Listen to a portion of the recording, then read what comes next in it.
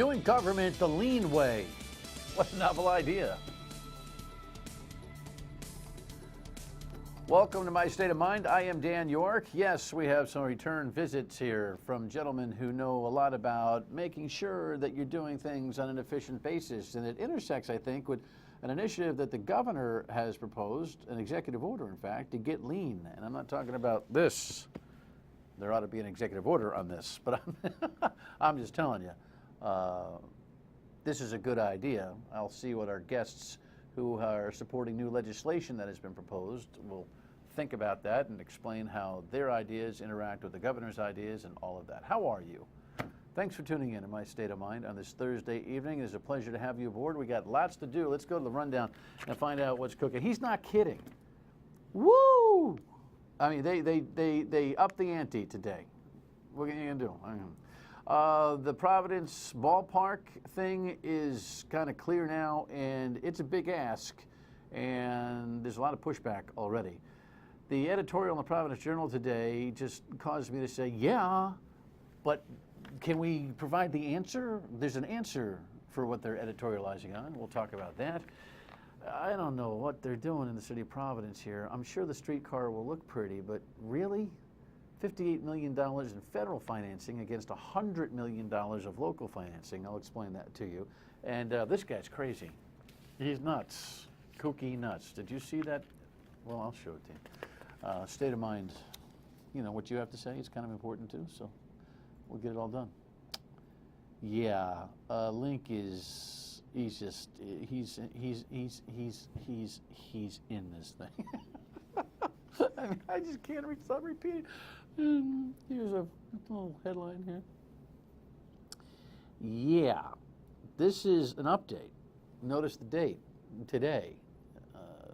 He's really going. He was on CNN, and you could tell he's really going. No one's taking on Hillary Clinton. No one's really gone out nearly as far as you have gone out to criticize her. And you were criticizing her, saying that a vote that she took in the Senate when you were in the Senate is essentially disqualifying for the Democratic nomination. Yes, that's why I'm running, because I feel strongly about where we're going as a country. So it's not only that vote, but also her actions as Secretary of State and where we're going What'd in you the do world. wrong? You were in boarding school with Jeb Bush, is that right? Yes. So do you believe that he would be a better president than Hillary Clinton? I'm running my own race on the Democratic side. I'll let the Republicans sort out their primaries. Oh boy, oh boy. This is not anymore, what do you think? They're in exploratory phase, but we're told he's in. Gear up.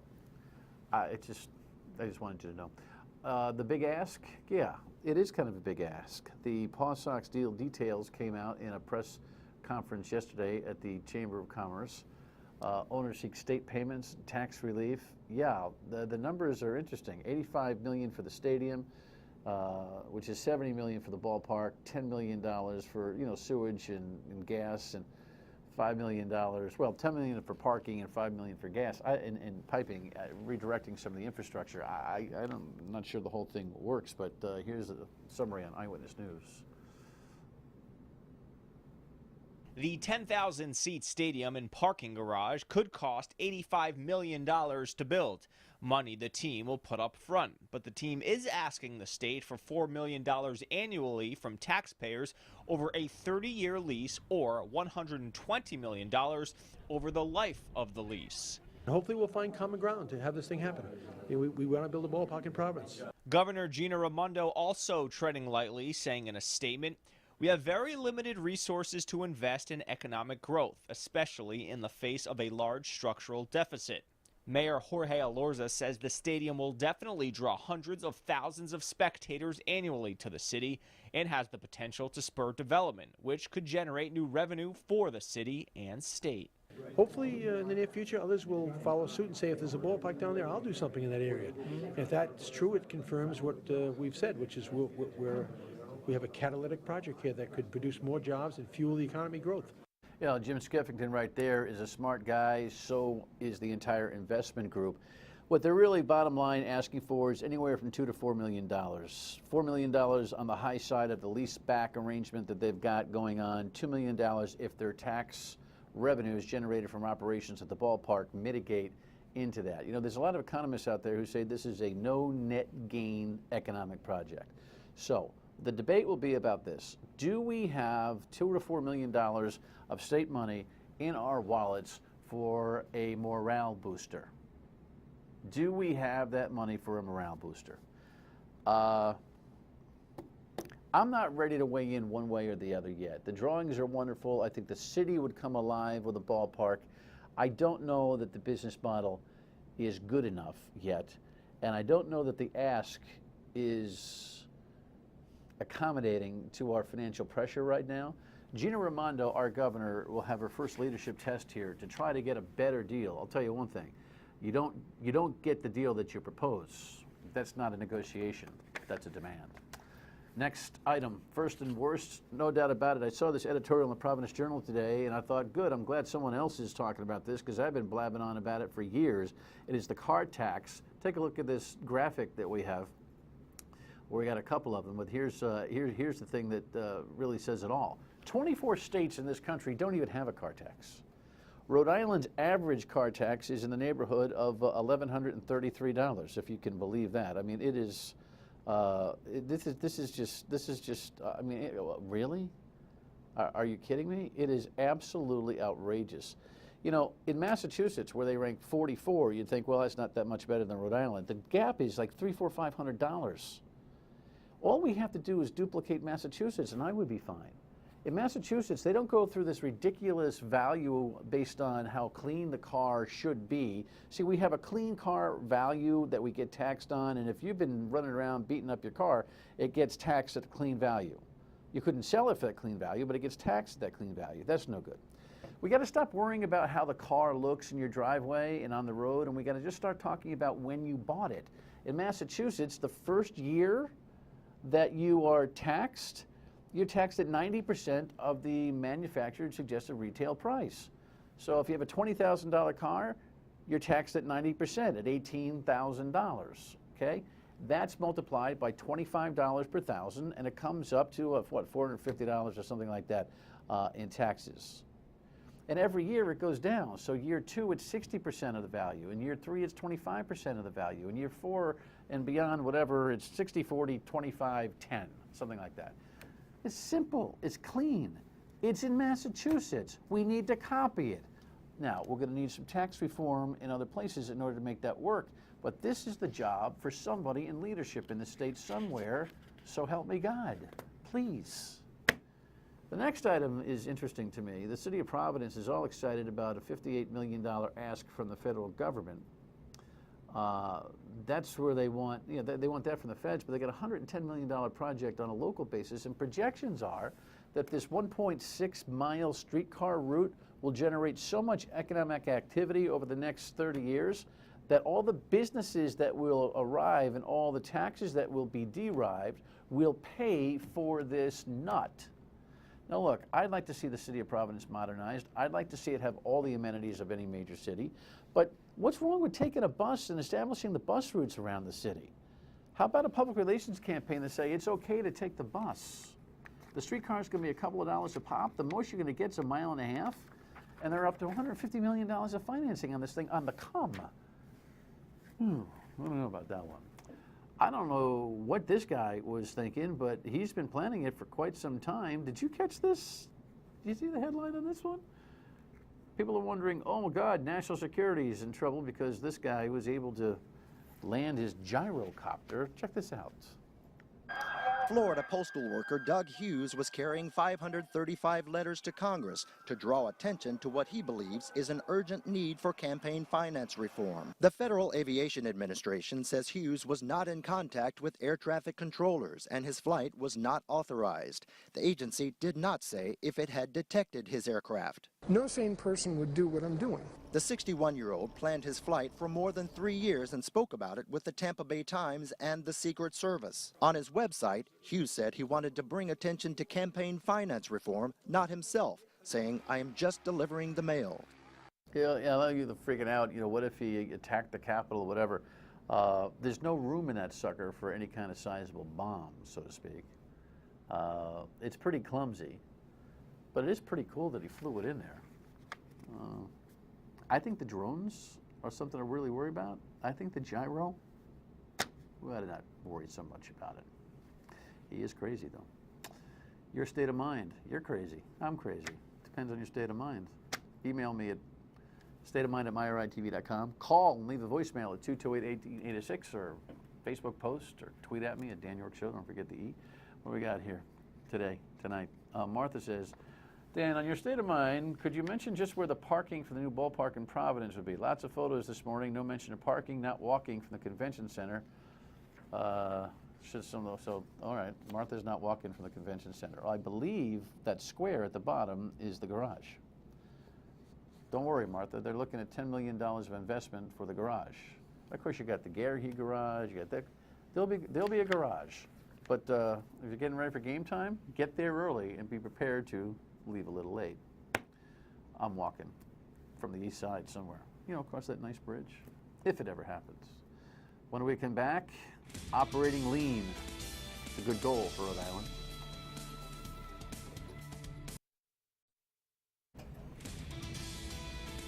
Man, and all of you talk about wasting government. It rolls off your tongue, and instinctively, we're wasting a ton of it. Could things be changing? I don't know. Here's a bill. I don't expect you to read it. It's just the headline of the bill, and it's asking for Rhode Island Municipal Performance Management Program.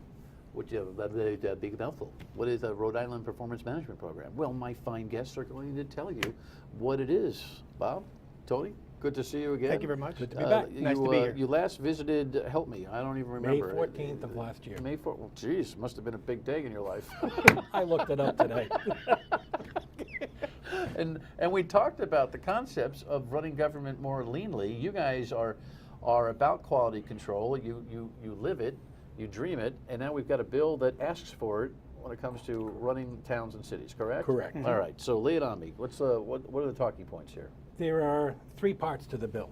One establishes a little bit of funding with the Office of Management and Budget so that towns can apply for it to hire a consultant to come in for 6 months to teach them.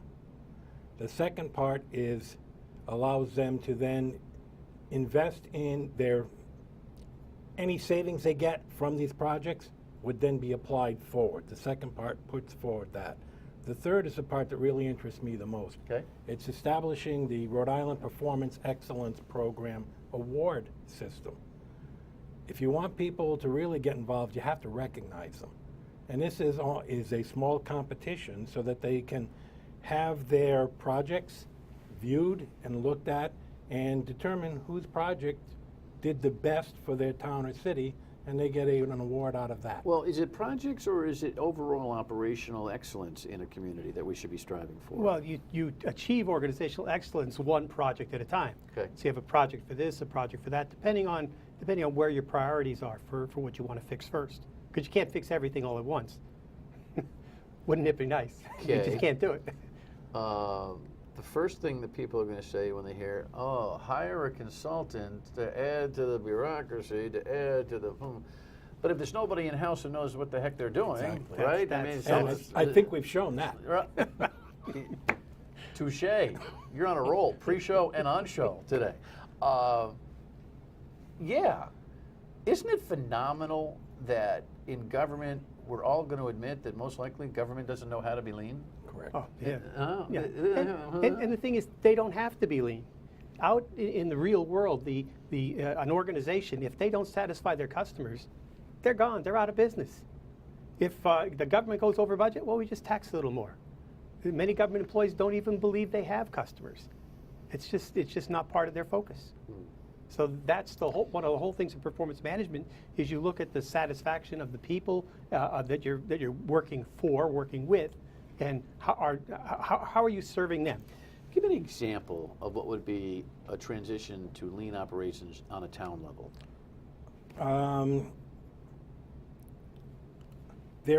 Right now, there are 18 states, a couple of federal agencies, and somewhere around 45 municipalities that already have adopted lean into them.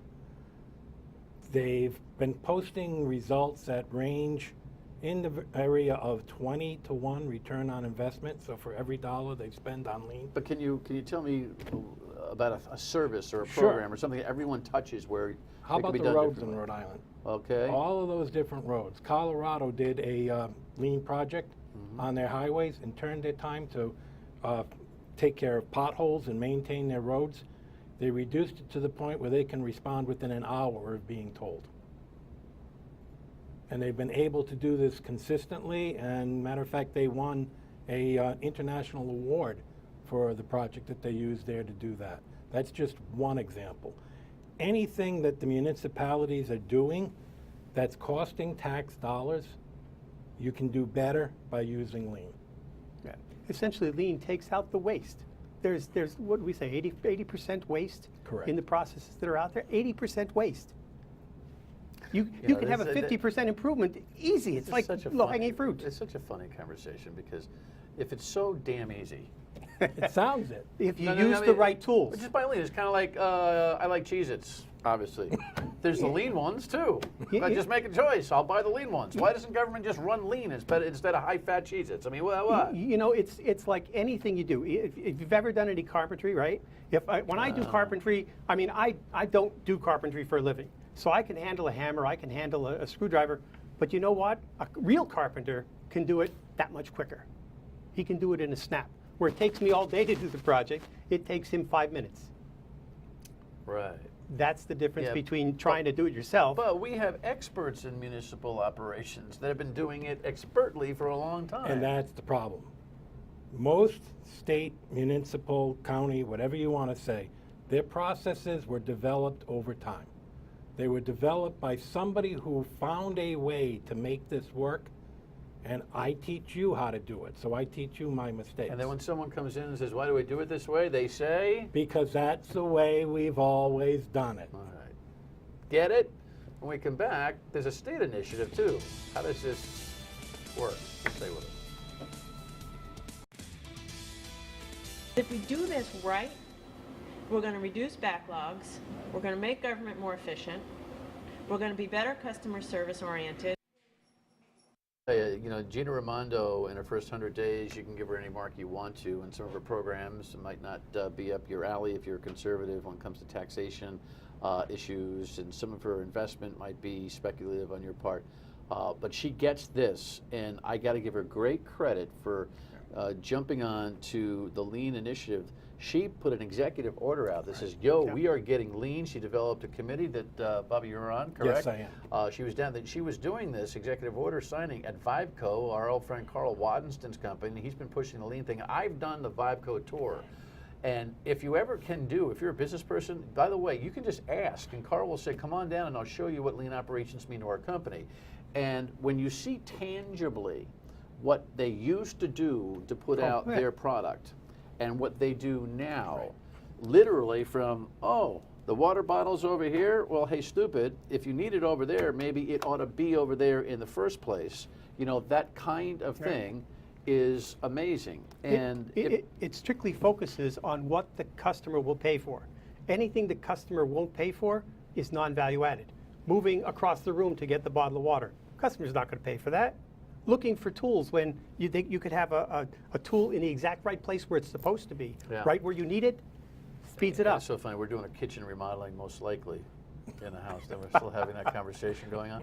But I do understand. I must do a quarter mile in the kitchen, getting myself ready in the morning and when we redesign, it's going to be lean, man. Because the stuff that I do, I got to know what my habits are and what my wife's habits are, what my kids' habits are, in order to be able to make it efficient for us. Okay, that's the concept. That's the concept. So if you're wondering what is this lean thing, it's not about a diet pill, but it is sort of that way. It's getting rid of waste.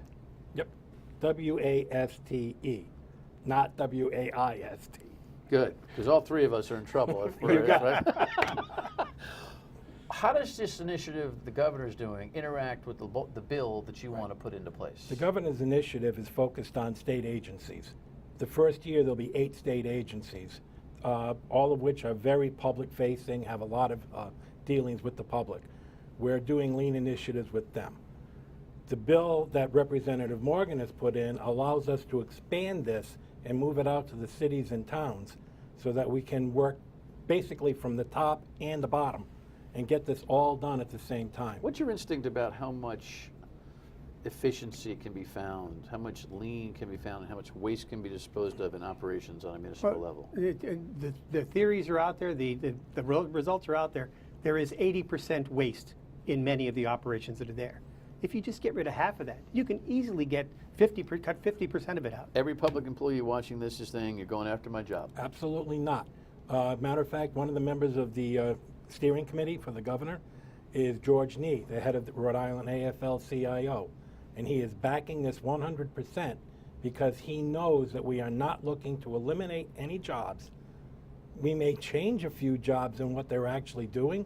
What we're looking to do is to make their jobs more effective so that they can take care of the consumer, their And more constituents, much more quickly. It's about processing that application at a quicker rate. All right, so we're going to increase productivity level here. So what we're going to do. You want to put out an award. Why not a financial incentive on a municipal level, at least? Why can't we have some kind of municipal taxation, local aid incentive, something that makes the feet keep to the fire? That is something that the individual states, towns, et cetera, have to look at on their own. Well, if you get a state bill that gives an award as part of its component, why not create a financial incentive in the state bill so that towns are competing with each other with a fiscal goal in mind? I believe that we looked at that originally, but there were some legal requirements that we weren't able to do that. So we're just trying to put it out there Well, so here's that the thing. people It are seems to me, available. I think if you have an interest in creating a more productive work environment and you learn how to do it, you can get it done. Sure. Do we have a public employee culture in this state that will own this and feel good about it? You know, everyone wants to feel good about the job that they do. And you think about the state employees who know that they can be doing things much more efficiently if they just had the right tools, or if they, they're doing stuff that's obviously a waste. They're not satisfied with that. This is a way of getting them to streamline their jobs to the point where it's more enjoyable to do. Cut the waste out of it.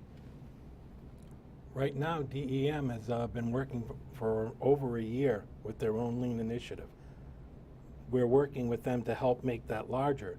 But the number of people from DEM that have tried this and like it and have gotten on board and are making it work, it's very encouraging that those state workers are going to be, people like them will be found in all of the state agencies. Right. So as we get through, is the bill is up for consideration? Is it going to be held for further study, or is it going to be? Do you think I it'll believe be? there was a hearing on it a couple of weeks ago.